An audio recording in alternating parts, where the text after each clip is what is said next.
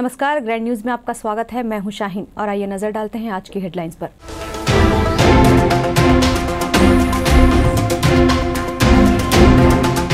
Corona कहर को लेकर सीएम ने ली हाई अलर्ट बैठक। जनप्रतिनिधियों के साथ सामाजिक संगठनों के प्रमुख हुए शामिल।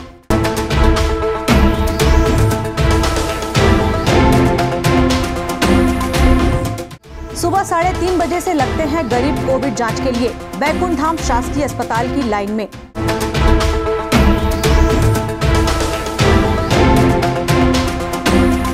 भक्त माता कर्मा की जयंती पर गृह मंत्री ताम्रध्वज साहू ने दी प्रदेशवासियों को शुभकामनाएं।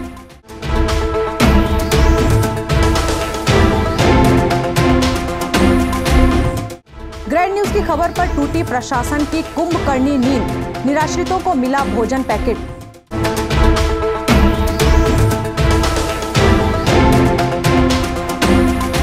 ग्रैंड न्यूज में अब खबरें विस्तार से।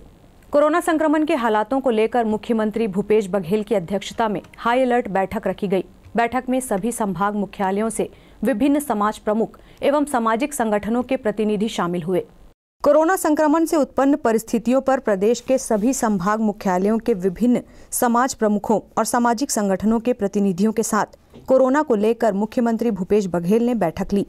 वीडियो कॉन्फ्रेंसिंग से आयोजित बैठक में गृह मंत्री ताम्रध्वज साहू, स्वास्थ्य मंत्री टीएस सिंहदेव, कृषि मंत्री रविंद्र चौबे, नगरीय प्रशासन मंत्री डॉक्टर शिव डहरिया समेत कैबिनेट मंत्री भी शामिल हुए। रायपुर कलेक्ट्रेट में कलेक्टर भारती दासन के साथ छत्तीसगढ़ सिख समाज प्रमुख के रूप छत्तीसगढ़ ओलंपिक संघ के महासचिव गुरुचरण सिंह होरा शामिल हुए। बैठक के बाद श्री होरा ने बताया कि रायपुर भर के समाज प्रमुख शामिल हुए। कोरोना से निपटने के लिए पहले से ज्यादा बेहतर सेवाएं देने का विश्वास मुख्यमंत्री को सभी समाज सेवियों ने दिलाया। उन्होंने खालसा स्कूल और गुरु तेग बहादुर उद्यान को कोविड सेंटर बनाने की मांग भी मुख्यमंत्री से की। कलेक्टर कार्यालय में आज वीडियो कॉन्फ्रेंसिंग के थ्रू माननीय मुख्यमंत्री जी से समाज के लोग, रायपुर समाज के विभिन्न समाज के लोगों की उपस्थिति में आज एक बैठक हुई है। बैठक में कोरोना से बीमारी से निपटने के लिए क्या व्यवस्था की जाए, समाज को कैसे आगे आ जाए और समाज आगे बढ़ चढ़ के इसमें काम करे, ऐसा आग्रह था माननीय मुख्यमंत्री जी का। सभी समाज के लोगों ने एक मत में जो पिछले ही कोरोना काल आया था, जैसी मदद हुई तो उसकी दुगनी गति से मदद की आवश्यकता है। इसमें छत्तीसगढ़ सिख समाज की ओर से खालसा स्कूल और गुरु तेग बहादुर उद्यान को कोविड सेंटर बनाने का हमने प्रस्ताव दिया है। यदि शासन उसको स्वीकार करता है तो हम उसमें ऑक्सीजन बेड और 200 बेड का एक निर्माण करेंगे और उसमें खाने पीने के लिए सभी गुरुद्वारों से निःशुल्क जो है वो लंगर की व्यवस्था की जाएगी। ऐसा हमने सुझाव दिया है माननीय मुख्यमंत्री जी को और जैसा निर्णय होगा हम लोग को सबको पुनः यह दोहराता हूँ, सोशल डिस्टेंसिंग रखें, मास्क पहने, 2 गज की दूरी रखें, खुद को आइसोलेट करें। इन्हीं भावनाओं के साथ हमने आज ये बैठक में सारी बातें रखी है और मैं सभी समाज वालों का और माननीय मुख्यमंत्री जी का बहुत आभार करता हूँ। बहुत अति संवेदनशील होकर उन्होंने आह्वान किया और सारे लोग रायपुर, दुर्ग, राजनांदगांव, जगदलपुर सभी जगह से वीडियो कॉन्फ्रेंसिंग के थ्रू बात हो रही है। इसमें एक जागृति आएगी और कोरोना को हम निसंदेह मात देंगे। आज माननीय मुख्यमंत्री छत्तीसगढ़ शासन के आदरणीय श्री भूपेश बघेल के द्वारा VC के माध्यम से कोरोना संक्रमण की स्थिति को देखते हुए सामाजिक संस्थाओं के मुखियाओं को यहाँ पर सलाह मशविरा के लिए आमंत्रित किया गया था। संभागीय स्तर पर सभी समाज के प्रमुखों द्वारा अपने अपने स्तर से यहाँ पर सुझाव दिया गया। किसी ने बेड देने की बात कही, किसी ने फूड राशन सप्लाई करने की बात कही, पहले भी उन लोगों ने किया था, अभी भी करने की बात कही है। और इस प्रकार से शासन का जो आदेश निर्देश है उसमें पूरी तरह से शासन को सहयोग करने के सभी समाज प्रमुखों ने अपना मंतव्य जाहिर किया। सब एक मत से सब लोगों ने शासन को सहयोग करने का आश्वासन दिया। दुर्ग जिले में इन दिनों संचालित शासकीय चिकित्सालयों का हाल बेहाल है। इन्हीं अस्पतालों में एक अस्पताल भिलाई के बैकुंठ धाम में भी शासन ने संचालित कर रखा है। उक्त अस्पताल का जब ग्रैंड न्यूज की टीम ने निरीक्षण किया तो पाया कि अस्पताल का टाइम टेबल ही गड़बड़ है। आइए एक नजर डालते हैं कोविड जांच की। इस्पात नगरी के कैंप 2 स्थित बैकुंठ धाम में शासन ने गरीब तबकों के इलाज की सुविधा मिल सके, इसी सुविधा के अनुसार कोविड जांच का जिम्मा भी शासकीय अस्पताल शहरी प्राथमिक स्वास्थ्य केंद्र को सौंपा। जिसमें प्रतिदिन 100 लोगों की कोविड जांच की जाएगी। इस अस्पताल में कार्यरत स्टाफ ने अपना नियम बनाया है, जिसके अंतर्गत 100 लोगों को पहले टोकन बांटा जाएगा, उसके बाद उनकी पर्ची बनेगी, फिर उनका कोविड टेस्ट होगा। इस प्रक्रिया के अंतर्गत 100 नंबर के अंदर टोकन प्राप्त करने के लिए व्यक्ति सुबह 3:30 बजे से अस्पताल परिसर की बेंच या चबूतरे में पहुंचकर अपना नंबर लगाता है। यदि उसका पहला नंबर आ भी गया तो किस काम का? सुबह 10 बजे से टोकन बांटने का काम शुरू होगा। वहीं 12 बजे तक टोकन बांटकर पर्ची बनाई जाएगी। उसके बाद कोविड जांच केंद्र में जांचकर्ता कोविड टेस्ट किट निकालकर जमाएंगे। कुल मिलाकर 1 बजे से जांच का काम शुरू होगा। बुधवार को भी इसी समय से जांच शुरू हुई। यहाँ करके नंबर नहीं मिला, घूम के जाना पड़ा, तो रात को 3:30 बजे आकर के लाइन लगाया। 3:30 बजे तक आप लाइन लगाए? कितना बज गया? अभी तक जांच नहीं चालू हुई है। कितना बजने वाला है? जांच नहीं शुरू हुई अभी तक? 1 बज रहा है। अभी 1 बजने वाला, अभी तक नहीं शुरू नहीं हुआ। अभी तक जांच नहीं शुरू हुई है। रात के 3 बजे से नंबर लगाए आप। सुबह 5 बजे से एक महिला अपनी 2 माह की बच्ची के साथ आकर कोविड जांच के लिए पहले टोकन का नंबर लगाई। दोपहर 1:30 बजे तक पति पत्नी और छोटी सी बच्ची अपने नंबर का इंतजार करते रहे। कितने बजे से आए आप? मैं 3:30 बजे आया हूँ। क्या बोल डॉक्टर लोग यहाँ पर? डॉक्टर लोग कभी बोलते रहे, अभी तो हो गया है, रसीद अभी चेक कराएंगे। सुबह लगभग 4 बजे से जेपी चौक निवासी साहू का पूरा परिवार ही अस्पताल परिसर में अपना डेरा जमाए हुए था। बिना कुछ खाए पिए ही छोटे छोटे बच्चे भी अपने नंबर का इंतजार करते देखे गए। सवेरे 3:30 बजे से आए हैं। उसके बाद अभी तक हम नंबर लगाए हुए हैं सर। अभी 12:30 बजे की कुछ वो थी, जाँच करने के 12 बजे का था, लेकिन अभी तक कुछ नहीं हुआ। अब जाके थोड़ा तैयारी चल रहा है जाँच का। 1 बज रहा है। अभी कितना बज रहा है? अभी सर 1 बजने वाला है। 1 बजने वाला है जी। अभी तक जांच नहीं हुई है? जांच अभी तक नहीं हुई सर। 3:30 बजे से नंबर लगाए आप? जी सर। कितने लोग आए हैं यहाँ पे? हम सर 8 आदमी। पूरा परिवार आया आपका? परिवार। अस्पताल इंचार्ज की जगह डॉक्टर निवेदिता डेनी से जब ग्रैंड न्यूज ने उक्त संबंध में चर्चा की तो उन्होंने कहा कि मेन पावर की कमी है, यहाँ पर टीकाकरण का कार्य हो रहा है। जांच का काम के लिए फॉर्म भरना पड़ता है, जिसके लिए हम सुबह से काम शुरू हो जाता है, पर क्योंकि जितने पेशेंट रहते हैं, जैसे अभी 100 हो गए हैं, तो 100 फॉर्म भरने के बाद ही वो शुरू कर सकते हैं, क्योंकि हमारे पास मैन पावर नहीं है। अच्छा। 4 लोग हैं हम लोग जो यहाँ पर, वो हम ही फॉर्म भरते हैं, फिर हम ही में से एक टेस्ट करता है ना। तो पहले बिना फॉर्म के हम नहीं भर सकते, क्योंकि उसमें आपको फ़ोन नंबर और उनका ID लेना पड़ता है, तभी वो ऊपर जाता है, रिपोर्टिंग होता है। कुछ इतने बुजुर्ग हैं जिनकी उम्र के आते 60 साल के ऊपर है। कुछ ऐसी महिलाएं आई हैं जिनके गोद में 2 से 2.5 महीने का बच्चा है, वो सवेरे से लेके यहाँ लाइन लगाई हुई है। नहीं। लेकिन हम अभी सुनिए ना, हम फॉर्म भरा के उनको बकायदा बोल देते हैं, आप खाना खा के आ जाइए, हम आपको 12 बजे से टेस्ट लगा के शुरू कर। लेकिन कई लोग तो यहाँ तो सोए हुए, कई लोग सोए पड़े, बोले हम तो गए नहीं घर के हाल, हमारा नंबर कहीं निकल गया तो फिर हम तो उनके फेवर में ही बात करते हैं। हम तो बोलते खाना खा के पानी लेके आ जाइए।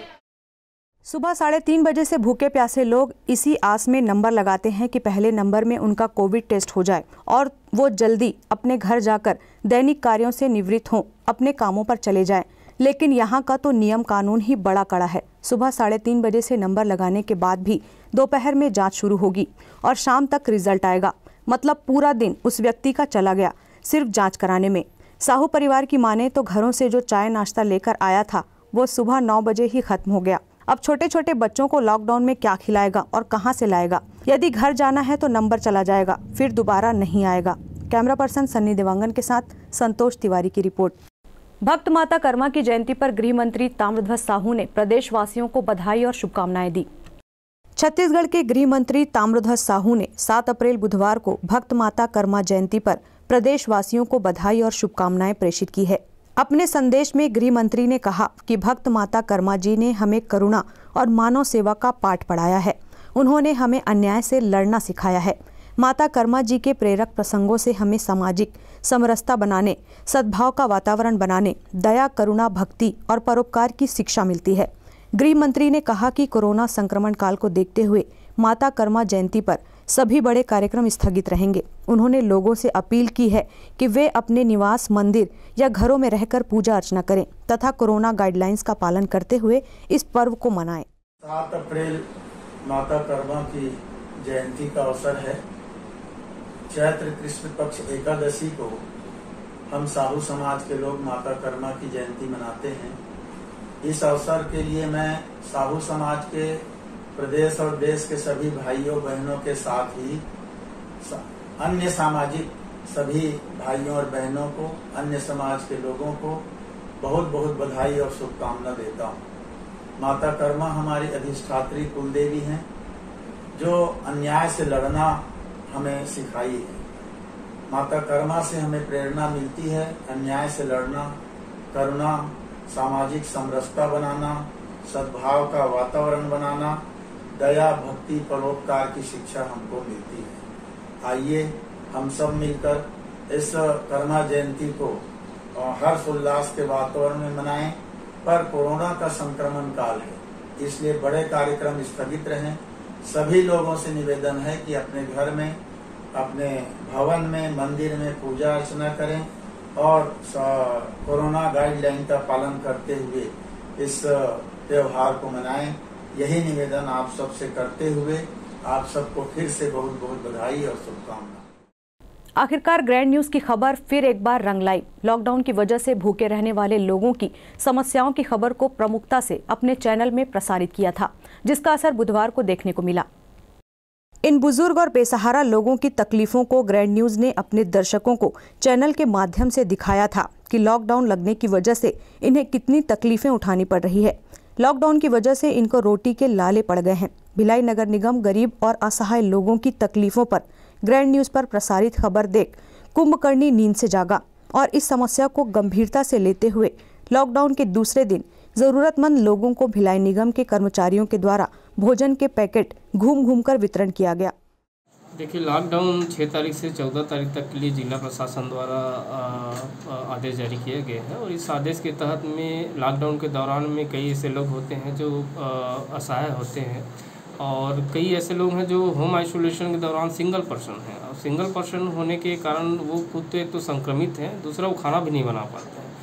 ऐसी दशा में जो चौक चौराहे हैं और बस स्टैंड के पास हैं, रेलवे स्टेशन के समीप हैं, कई विक्षिप्त होते हैं जो खाने को व्यवस्था नहीं कर पाते हैं और उनको रोजी रोटी की समस्या हो जाती है। ऐसे लोगों के लिए जो है निगम द्वारा माननीय आयुक्त महोदय के निर्देश पर नोडल अधिकारी इसके लिए नियुक्त किया गया है और नोडल अधिकारी के साथ में उनकी टीम गठन की गई है जो ऐसे असहाय बुजुर्ग या जिनके पास खाने की समस्या है उनको पका हुआ भोजन उपलब्ध कराने का काम करेंगे। ग्रैंड न्यूज चैनल अपने सामाजिक उत्तरदायित्वों को इसी तरह निर्वहन आगे भी करता रहेगा। साथ ही एक बार पुनः अपने दर्शकों से अपील करता है कि आपके आसपास कोई गरीब बेसहारा दिखाई दे तो उसे जरूर खाना दें। मानव सेवा और माधव सेवा के वाक्य को चरितार्थ करें। ग्रैंड न्यूज के लिए भिलाई से सुनील चौहान की रिपोर्ट। जिले में लॉकडाउन का दूसरा दिन है, लेकिन इस लॉकडाउन का असर कितना हो रहा है इसका प्रत्यक्ष उदाहरण दुर्ग मरचूरी में देखने को मिला। स्थिति यह है कि लाशों को रखने की जगह भी नहीं है। कोरोना का बढ़ता प्रकोप दुर्ग जिले में देखने को मिल रहा है। कोरोना के कहर से बचने के लिए जिलाधीश ने 6 अप्रैल से 14 अप्रैल तक लॉकडाउन की घोषणा कर दी। पुलिस प्रशासन लॉकडाउन को सफल बनाने में दिन रात पेट्रोलिंग कर कोरोना की चेन तोड़ने का अथक प्रयास कर रहा है, लेकिन कोरोना है कि अपने आप को प्रशासन से भी एक कदम आगे रख रहा है। इसका प्रत्यक्ष उदाहरण दुर्ग जिला अस्पताल की मरचूरी में देखने को मिला, जहां पर लाशों को फ्रीजर में रखने की जगह कम पड़ गई तो उसे जमीन और पोस्टमार्टम टेबल पर ही लिटा दिया गया। लॉकडाउन के बाद भी कोरोना अपना कहर बरपा रहा है। वहीं शासकीय अस्पतालों में कोविड जांच के लिए आम जनता सुबह से शाम तक कतार में लगकर अपने नंबर का इंतजार कर रही है। ग्रैंड न्यूज के लिए संतोष तिवारी की रिपोर्ट। वक्त है एक ब्रेक का, अब देखते रहिए ग्रैंड न्यूज।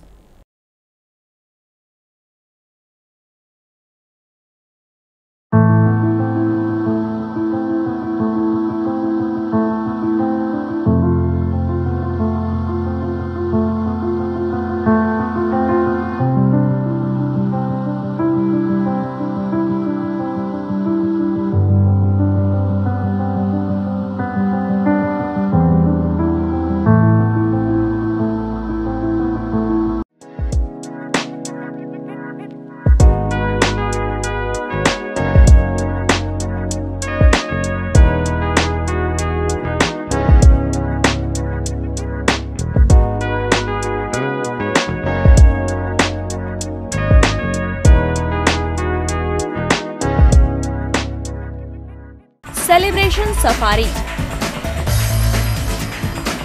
बारनावा पारा वाइल्ड लाइफ सेंचुरी में स्थित खूबसूरत cottage and rooms Bastar art से सुसज्जित शानदार कॉटेज, सर्व सुविधा युक्त रूम्स, बाथटब युक्त बाथरूम, स्विमिंग पूल, बच्चों के खेलने के लिए पार्क, खान पान की व्यवस्था, प्रोफेशनल सर्विस, सेंचुरी घुमाने के लिए वाहन की व्यवस्था। Celebration safari bar Navapara. For booking and more details contact 9425072002। मैं जब अपने बालों को कोम करती थी तो मेरे काफी ज्यादा बाल कोम्बिंग से टूट जाते थे और सीजनल चेंजेस की वजह से डैंड्रफ भी होता था। फैमिली में भी कुछ लोगों को ये प्रॉब्लम थी। तब मुझे मेरी फ्रेंड ने वास्तु गुरुजी हेयर ऑयल सजेस्ट किया, जिसके सिर्फ 2 यूजेस बाद ही मुझे ऐसा लगा जैसे मेरी स्कैल्प क्लीन महसूस हो रही है और सिर्फ 4 वॉशेस बाद ही मेरी हेयर फॉल और डैंड्रफ की प्रॉब्लम ऑलमोस्ट जड़ से खत्म हो गई। और इस ऑयल की सबसे अच्छी बात यह है कि ये होममेड है और उससे भी अच्छी बात यह है कि ये वर्क करता है।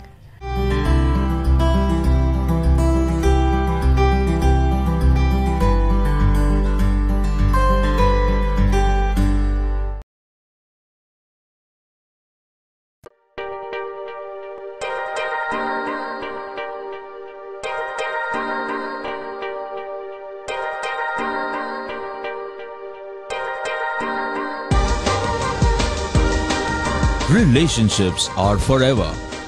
Out of all loved ones, your children are most precious. One of our biggest dreams is to give our children's marriage the top in luxury and facility.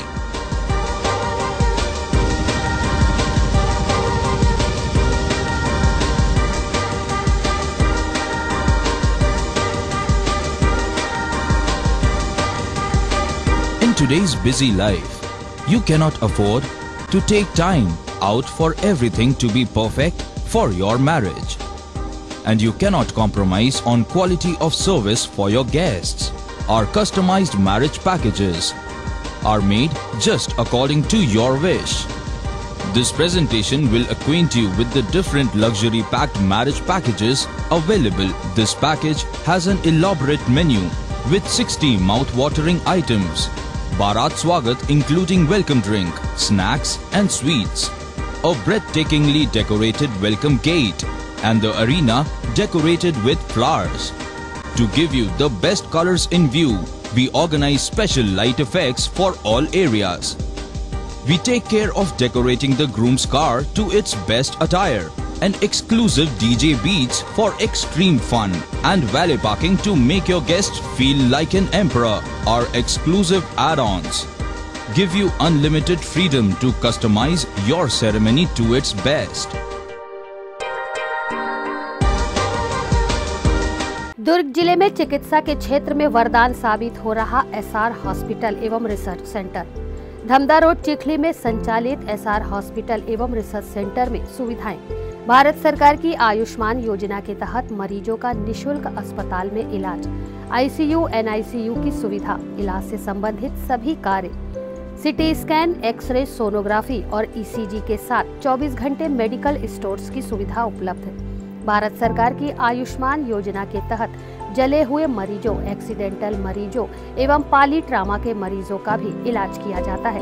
Hospital में 24 घंटे एम्बुलेंस की भी सुविधा उपलब्ध है। एसआर हॉस्पिटल में हड्डी से संबंधित सभी रोग, दांतों से संबंधित सभी रोग और सभी बीमारियों का इलाज अनुभवी डॉक्टरों की टीम के द्वारा किया जाता है। हमारा पता एसआर हॉस्पिटल एवं research centre, Chikhli road, Durg, Chhattisgarh.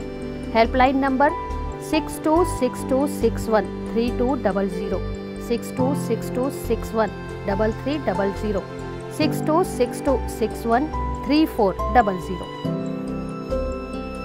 Break के बाद आपका स्वागत है। कोरोना की जांच के लिए बीएसपी कर्मी भी मुख्य चिकित्सालय के चक्कर काटने के लिए विवश हैं। हालत ये है कि एक दिन में जांच के लिए लोगों का नंबर ही नहीं आ रहा है। इस्पात नगरी ही नहीं, एशिया में अपने इलाज का डंका बजवाने वाला पंडित जवाहरलाल नेहरू चिकित्सालय आज स्वयं की बदहाली पर आंसू बहा रहा है। और हालत ये है कि बीएसपी कर्मी अपने कोविड जांच के लिए 2-2 दिन से अस्पताल के चक्कर काट रहे हैं। एक पीड़ित जो कि पिछले 2 दिनों से अस्पताल में अपनी छोटी सी बेटी को साथ लेकर कोविड जांच के लिए चक्कर काट रहा था। सोमवार से बुधवार हो गया, डॉक्टर ने बुधवार को जांच किया लेकिन कोविड टेस्ट नहीं हो पाया, तो मजबूरन उसने अपनी व्यथा मीडिया के समक्ष बयां की। ग्रैंड न्यूज़ के लिए संतोष तिवारी की रिपोर्ट। आज पूरे भिलाई टाउनशिप के अंदर कोरोना एक बहुत ही महामारी की तरह फैला हुआ है। घर घर में लोग कोरोना बीमारी से ग्रसित हैं और पूरे टाउनशिप के अंदर मात्र सेक्टर 9 अस्पताल के अंदर कोरोना के टेस्ट हो रहा है और वहाँ इतनी ज़्यादा भीड़ है, 400-500 लोग रोज़ खड़े हो जाते हैं, धक्का मुक्की चल रहा है कोरोना टेस्ट कराने के लिए। ऐसी स्थिति विकराल हो चुकी है। अभी भी जिला प्रशासन को ध्यान देना चाहिए और सेक्टर एरिया के अंदर कम से कम 5 जगह में कोरोना टेस्टिंग का जगह बनाना चाहिए।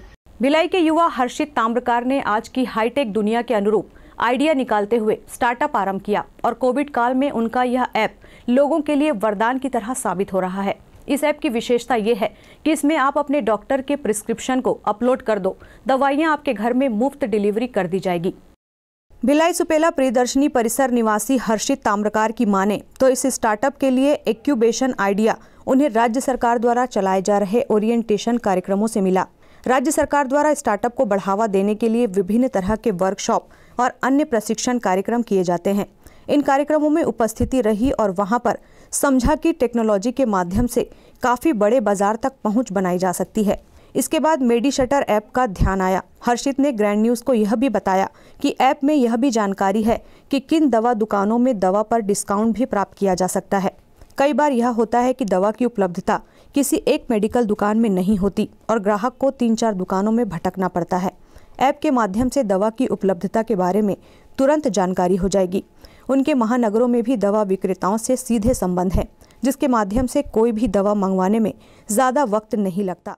ग्राहकों की जो 4 बेसिक नीड रहती है उस चीज़ों को फुलफिल करने का ट्राई किया। सबसे पहले रहता है क्विक डिलीवरी, जो दवाइयों की नीड जितनी जल्दी हो सके उन तक पहुँचे।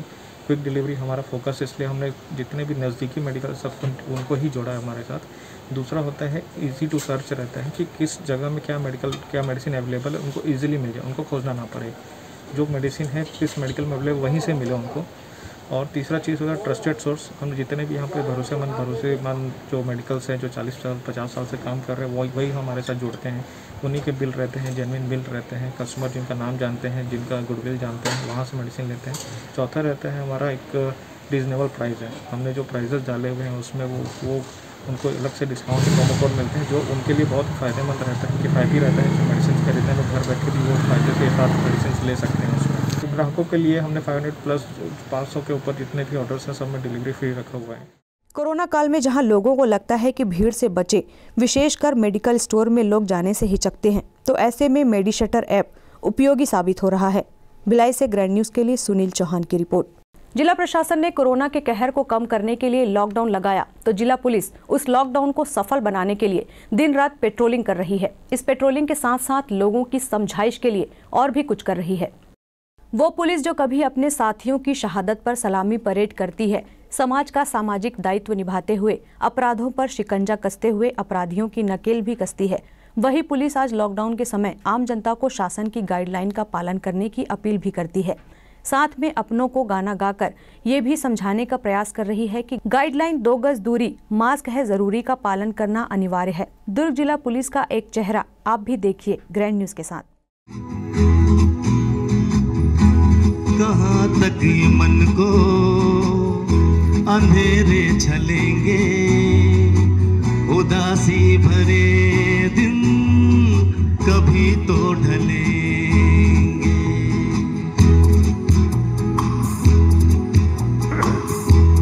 कहाँ तक ये मन को अंधेरे छलेंगे, उदासी भरे दिन कभी तो ढलेंगे। घर पे रहें, सुरक्षित रहें और इस लड़ाई में हम लोग का बिल्कुल साथ दें आप लोग। यही आप लोगों से हम लोग निवेदन है आप लोगों से।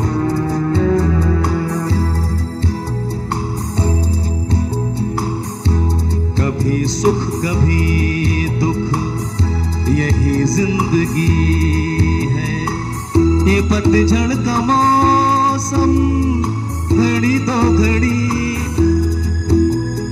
ये पतझड़ का मौसम घड़ी तो घड़ी है। नए फूल कल फिर डगर में खिलेंगे, उदासी भरे दिन कभी तो ढलेंगे।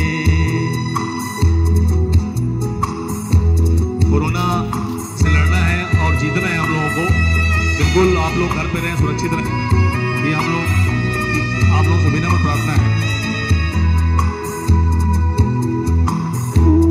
लॉकडाउन का बिल्कुल आप लोग पालन करें।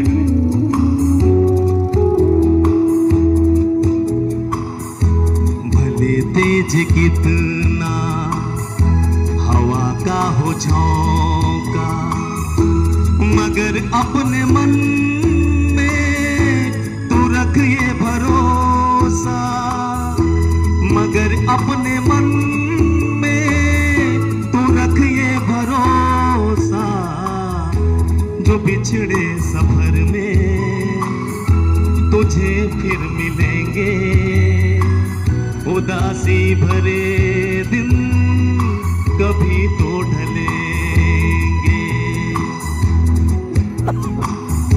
कोरोना की महामारी में बिल्कुल हम लोगों का साथ दिए आप लोग, और बिल्कुल भीड़ लगते हैं, जहां पर तो वहीं से हम लोग की बातों को सुने।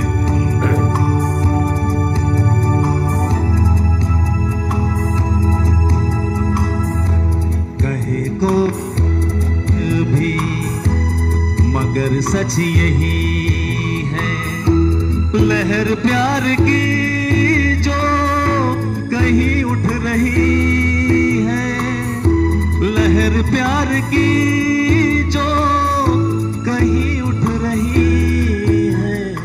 थैंक यू आप लोगों का बहुत बहुत धन्यवाद। और बिल्कुल घर पे रहें, सुरक्षित रहें, और बिल्कुल लॉकडाउन आज से शुरू हुआ है उसका पालन करें। ग्रैंड न्यूज के लिए संतोष तिवारी की रिपोर्ट। बालोद मुख्यालय में स्थित रेलवे कॉलोनी वार्ड क्रमांक 2 में नालियों का गंदा पानी जमा होने से आसपास के कॉलोनियों में काफी समस्याओं का सामना करना पड़ रहा है। रुके हुए नालियों के पानी में मच्छरों और संक्रमण के फैलने का खतरा बना हुआ है।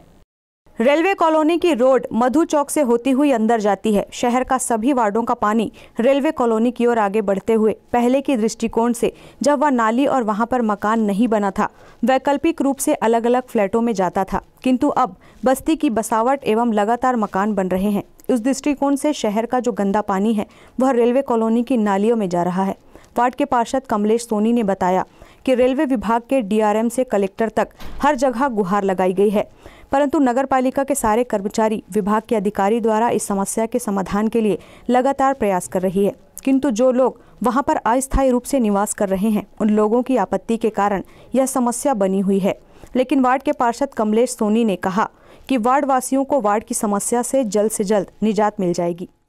रेलवे कॉलोनी अप्रोच रोड जो मधु चौक से अंदर जाती है, शहर के अलग अलग वार्डों से निस्तारी का जो पानी है वह रेलवे की ढलान की ओर आगे बढ़ते हुए पहले की दृष्टिकोण से जब नाली और मकानें वहाँ पर नहीं बनी थी तो वैकल्पिक रूप से अगल बगल के प्लाटों में जाती थी, किंतु आज बस्ती की बसावट लगातार है, लगातार मकानें बन रहे हैं।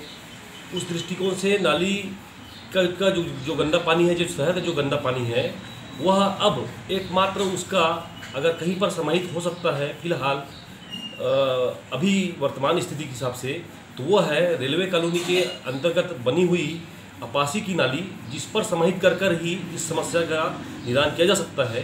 किंतु रेलवे विभाग के डीआरएम से लेके कलेक्टर से लेके सारे जगह हमने गुहार लगाई, नगर पालिका ने भी, और हमारे सारे नगर पालिका के कर्मचारी और विभाग के अधिकारियों के द्वारा इस समस्या का समाधान के लिए विषय में लगातार प्रयासरत, और उनको हमने भरोसा भी दिलाया कि लगातार नगर पालिका अगर इस नाली को अगर मिलता है रेलवे विभाग की ओर से, तो इसका लगातार समय समय में सफाई, संधारण और सारा चीज़ का हमारे द्वारा एक आश्वासन और एक हमारे द्वारा लिखित में उनको बात कही गई है।